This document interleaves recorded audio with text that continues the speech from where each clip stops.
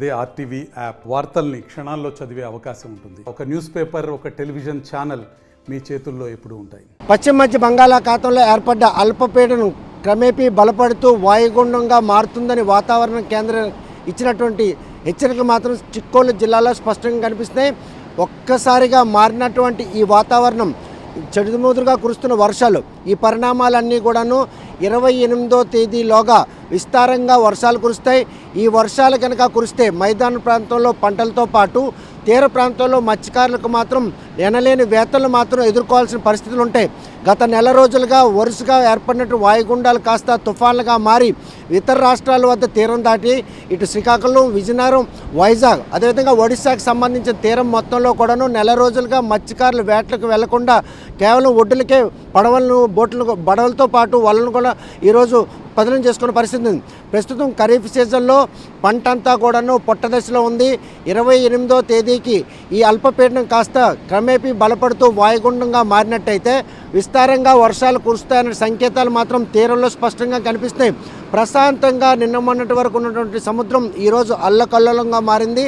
28వ తేదీలోగా తర్వాత ఇది తీరం దాటే అవకాశం ఉందంటే ఇప్పటికే ఐఎండీ కూడా సూచనలు జారీ చేసింది. రాష్ట్రంలోనే అతి పొడిగిన 193 కిలోమీటర్ల తీర విస్తీర్ణ చిక్కోలు జిల్లాలో మాత్రం 255 మత్స్యకార గ్రామాలు ఉన్నాయి. 18 చేపల వేటకు అనువైన ప్రదేశాలు ఉన్నాయి.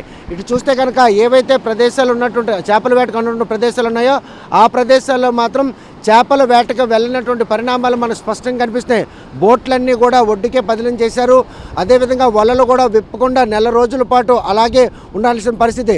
కేవలం చేపల వేటే తప్ప ప్రత్యామ్నాయం లేనటువంటి పరిణామాలు ఉన్నటువంటి మత్స్యకారులు మాత్రం ఉపాధి లేక ఈరోజు మాత్రం ఇళ్ళకే పరిమితం అవుతున్నారు. ఇప్పటికే వేట అనువైన రోజుల్లో కూడాను చేపల వేట లభ్యం కాకపోవడంతో ఇతర రాష్ట్రాలకు వలసలు పోయినటువంటి మత్స్యకారుల బ్రతుకులు ఈ వరుస వాయుగుండాలు మాత్రం వారి పాలిట శాపంగా మారాయని చెప్పుకోవచ్చు. ఇటీవల విస్తారంగా కురిసిన వర్షాలు, ఒడిశాలో పడినటువంటి ఎడతెరపు లేకుండా పడినటువంటి వర్షాలు, ఈ రెండు కలిసి వంశధార, నాగావళి, బాహుదా, మహేంద్ర తదితర నదులకు వరదపోటు వచ్చింది.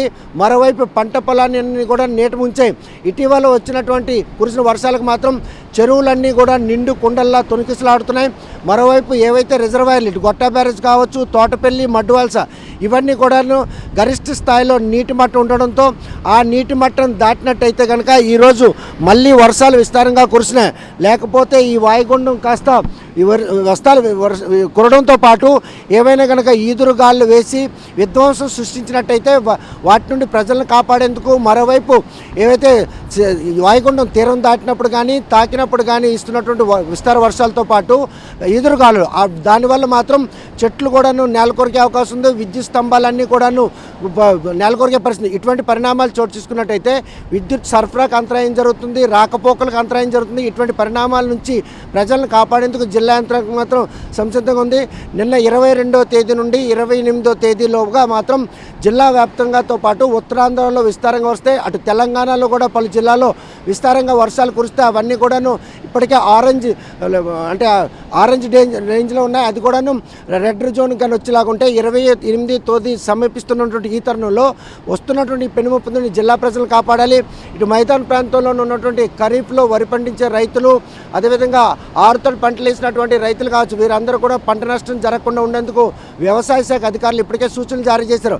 ఏదైతే పట్టుదశలో ఉన్నటువంటి పంటతో వరి చేనుతో ఉన్న పొలాల్లో మాత్రం నీటిని పూర్తిగా విడుదల చేయాలి. ఎందుకంటే కుడి ఎడమ కాలువల ద్వారా నీటిని సరఫరా నిలుపుదల చేసినా కూడా ఇటీవల కురిసిన వర్షాలకు పొలాల్లో మాత్రం నీటి లెవెల్స్ ఎక్కువ ఉన్నాయి.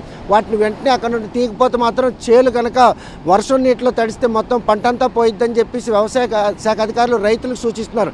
ఇటు తీర ప్రాంతంలో మాత్రం నెల రోజులుగా చేపల వేట లేనటువంటి మత్స్యకారులు మాత్రం వారి బ్రతుకుల్లో మాత్రం ఒక చీకటిని అలుపుకుందని చెప్పుకోవచ్చు.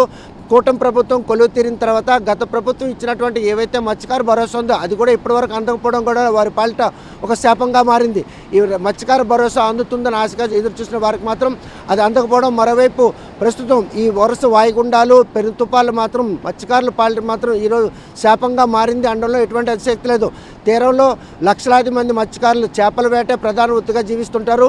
చేపల వేట లేకపోవడం, ప్రత్యామ్నాయ ఉపాధి లేకపోవడం, ఈ రెండు పరిణామాలు వారి కుటుంబాల్లో మాత్రం ఈరోజు ఆకలి కేకలు స్పష్టంగా కనిపిస్తున్నాయి. రాష్ట్ర ప్రభుత్వం రైతులకు నష్టపరిహారం అందిస్తుంది, ముంపుకు గురైనటువంటి పంటకి నష్టపరిహారం. కానీ మత్స్యకారులకు మాత్రం పడవలు, బోట్లు అదేవిధంగా వలలు పదిలంగా ఉన్నా వేట లేదన్నటువంటి ఒక దృక్పథంతో వారికి కనీసం ఉపాధి కల్పించే దిశగా ప్రభుత్వం యోచించాలని చెప్పి వారు డిమాండ్ చేస్తున్నా ఎవరు కూడా తమ మొన్న ఆలకించకపోవడంతో వారు కూడా ఆవేదన వ్యక్తం చేస్తున్నారు. ఇటువంటి పరిణామాలు చోటు చేసుకున్న ఈ తరంలో ఒక్కసారిగా వాతావరణంలో మార్పు, చెదురుమదురుగా వర్షాలు, 28వ తేదీకి ఈ అల్పపీడనం కాస్త వాయుగుండంగా మారి పెను తుఫాన్ రూపంలో పెను ముప్పు మాత్రం చిక్కోలు జిల్లాకు పొంచి ఉంది. ఉత్తరాంధ్రలో మాత్రం కొండపోత వర్షాలు కురుస్తాయని వాతావరణ అధికారులు ఇచ్చిన సూచనలు మాత్రం స్పష్టంగా కనిపిస్తున్నాయి. వస్తున్నటువంటి పెను ముప్పును జిల్లా ప్రజలను కాపాడేందుకు జిల్లా యంత్రాంగం మాత్రం ఇప్పటికే అప్రమత్తమైంది. నదీ పరివాహక ప్రాంతంలోని లోతట్టు ప్రాంతాలను కూడా ఇప్పటికే గుర్తించారు.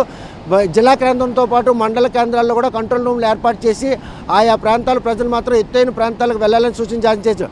ఇటు తీర ప్రాంతంలో మత్స్యకారులు మాత్రం వారికి ఉన్నటువంటి ఏవైతే తుఫాన్ షెల్టర్లు ఉన్నాయో ఆ షెల్టర్లో తలదాచుకొని 5 కిలోమీటర్లు పరిధిలో ఉన్నటువంటి గ్రామాల మత్స్యకారులందరూ కూడా అప్రమత్తం చేశారు. ప్రస్తుతం మాత్రం ఎవరు కూడా చేపల వేటకు వెళ్లే పరిస్థితులు లేని నేపథ్యంలో ఈ తీర ప్రాంతంలో పోలీసులు, మెరైన్ అదేవిధంగా రెవెన్యూ అధికారులు కూడా గస్తీ కాస్తున్నారు. 28వ తేదీ సమీపిస్తున్న ఈ తరుణంలో ఎటువంటి పెనుముప్పు వచ్చినా జిల్లా ప్రజలు మాత్రం కాపాడేందుకు అధికార యంత్రాంగం సంసిద్ధం అవుతుంది. అవసరం అనుకుంటే ఎన్డీఆర్ఎఫ్, ఎస్టీఆర్ బృందాలుగా రప్పిస్తాం. వస్తున్నట్టు ఈ పెనుముప్పు నుండి మాత్రం జిల్లా ప్రజలను కాపాడేందుకు చేస్తున్న ప్రయత్నంలో జిల్లా ప్రజలు కూడా అధికారులతో సహకరించాలి. వారు ఇచ్చినటువంటి సూచనలు కూడా పరిణామాలు తీసుకోవాలని చెప్పేసి వారు కూడా ప్రజలు కోరుతున్నారు. ఆ దిశగా అంటే ఇటు అధికారుల సూచనలు అదేవిధంగా ప్రజలు పాటించి వస్తున్నట్టు పెనుముప్పు నుండి జిల్లా ప్రజలు మాత్రం సురక్షితంగా బయటపడతారని మాత్రం ఆశిద్దాం. చిక్కోలు తీరం నుండి వీడియో జర్నలిస్ట్ రామకృష్ణతో సత్యం, RTV శ్రీకాకుళం. మరిన్ని వీడియోస్ కోసం ఛానల్ ని సబ్స్క్రైబ్ చేయండి, లేటెస్ట్ అప్డేట్స్ కోసం వాట్సాప్ ఛానల్ ని ఫాలో చేయండి అండ్ లింక్ డిస్క్రిప్షన్ లో ఉంది.